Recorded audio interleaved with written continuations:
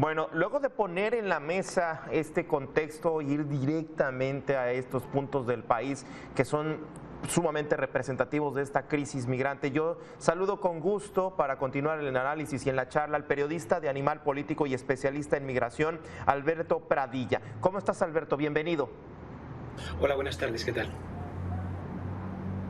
Alberto, preguntarte de bote pronto, ¿cómo analizas este nuevo, nuevo acuerdo, el acuerdo bicentenario que deja de lado a Iniciativa Mérida, que estaba muy enfocada en el tema de seguridad, pero ¿dónde podemos poner la crisis que se está viviendo actualmente en el país, la crisis migrante?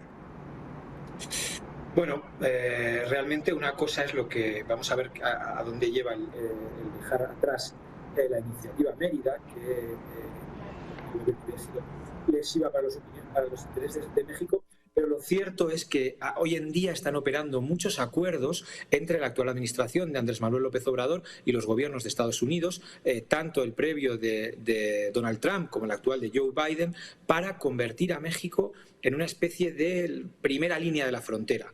El hecho de que ahora haya un incremento del flujo era algo que era de esperar. ¿Por qué? Por varias razones. Por una parte, porque la situación de pobreza no se ha modificado en los países de América, Haití e incluso países africanos. Por otra parte, porque la violencia sigue siendo igual. Por otra parte, porque las medidas de control del coronavirus pues ahondaron en la crisis económica. Y además hemos tenido el golpe de la crisis climática, por ejemplo, con huracanes de hace un año de los ETA y IOTA que destrozaron parte de Honduras, ¿no? Entonces, con todo este cóctel era evidente que la migración iba a continuar. ¿Qué ocurre? Que Estados Unidos y México pues solo están pactando cómo hacer de barrera, cómo hacer de freno, cómo impedir el paso, sin tomar en cuenta las causas y sin entender que ahora mismo hay urgencias humanitarias que son imposibles de resolver solo con policía. Sí, justamente eso es lo que te quería preguntar, si es posible, teniendo en cuenta esto que estamos viendo, porque una cosa, pues si bien dices, los discursos, los acuerdos, el papel, y otra cosa la realidad, ¿es posible algún otro tipo de migración frente a este escenario que estamos viendo, Alberto? Hombre, es una muy buena pregunta, ¿no? Se habla de una migración regular, ordenada, segura, pero claro, lo que pasa es que muchas veces no se toma en consideración que mucha gente que llega a México, que va en dirección a Estados Unidos, no ha tomado la decisión de marcharse de una forma libre y sopesada, ¿no? O sea, cuando escuchábamos hace poco a una chica en uno de los reportes que hacían que había sido amenazada por alguna de las pandillas de Honduras. Cuando uno sale de su casa de un día para otro, pues tampoco tiene tiempo para plantearse de qué manera sale para pedir ayuda, simplemente sale huyendo. Creo que a veces, creo que debería de haber pasos humanitarios, debería de haber medidas con las cuales permitir el tránsito. Sin embargo, esto sería un vuelco y un cambio absoluto en las reglas de juego entre los países. México lo intentó en un momento. Recuerden que en enero de 2019, cuando recién estrenada la administración de Andrés Manuel López Obrador, llegó una caravana a la frontera entre Guatemala y México y en lugar de recibirles a palos, como ha sido el caso a partir de entonces, se dieron casi 20.000 tarjetas de residente por motivos humanitarios. Eso fue otro intento de hacer otro tipo de migración más pensado en los derechos humanos de los migrantes, pero que fue rápidamente abortado por las presiones brutales del gobierno de Donald Trump. Sí, y justamente esto me lleva a poner esas dos tipos de tratamiento que hemos estado viendo de parte tanto del gobierno de Estados Unidos como el gobierno de México. Si es la solución una estrategia humanista, así entregando estas visas, tratándolos de alguna manera bien, abriendo estas casas migrantes, estos refugios, de una manera, una visión humanista, o de plano la bota, el palo, el escudo, el toletazo, la represión. Vemos que de pronto pues el deber ser está completamente chocando contra la realidad, Alberto. Es que, digo, desde una base de derechos humanos es inaceptable que se golpee o se reprima a personas que huyen de la violencia o huyen de la miseria.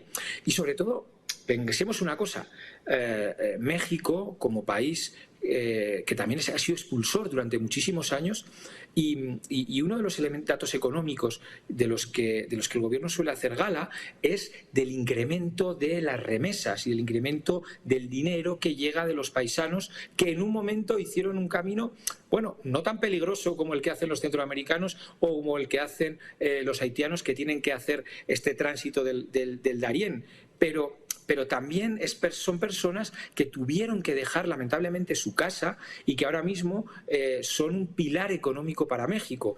Entonces, pues a veces es difícil de entender que quien ha tenido que sufrir y que sigue sufriendo, porque ahora mismo la mitad, pues creo que era, bueno, la mitad de las personas que son devueltas por parte de Estados Unidos por título 42 son mexicanas. Es decir, un país que ha tenido que sufrir este problema, que se convierta, por otra parte, en la primera línea de la detención y la deportación, digo, no parece coherente con la historia del país.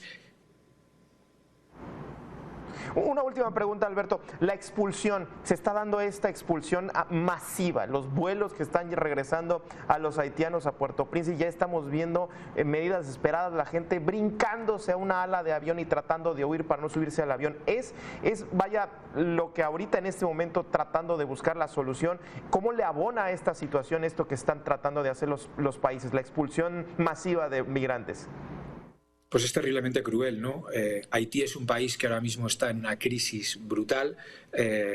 No hay las condiciones mínimas de supervivencia para estas personas. Además, recordemos que la mayor parte de estas personas que están siendo expulsadas desde Estados Unidos y desde México llegan desde Chile y llegan desde Brasil. Es decir, no son personas que estuviesen en Haití, son personas que llevaban varios años viviendo fuera de su tierra.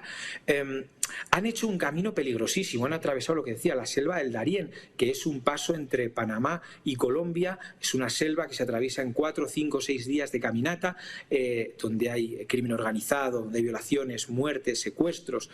Llegan a México y estuvieron varados durante meses en Tapachula, Chiapas.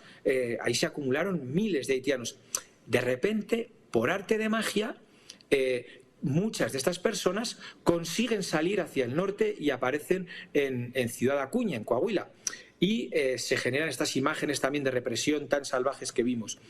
Desde luego, la expulsión parece una respuesta brutal, ¿no? Teniendo en cuenta que les estamos enviando a un país que está en una crisis absoluta. Recordemos, solo en julio asesinan a su presidente y tienen un terremoto de 7,2 grados que acaba con la vida de decenas de personas. Luego, y como último apunte, considero que es importante, al menos ya que se está tomando la crueldad de expulsarlos, por lo menos no llamarle retorno asistido. Hemos visto las imágenes de haitianos tratando de escapar de la puerta del avión. No parece que eso sea un retorno muy voluntario. Alberto, pones los puntos sobre las is y verdaderamente el dedo en la llaga. Muchísimas gracias, Alberto Pradilla, periodista, animal político y especialista en migración, como siempre. Muchas gracias.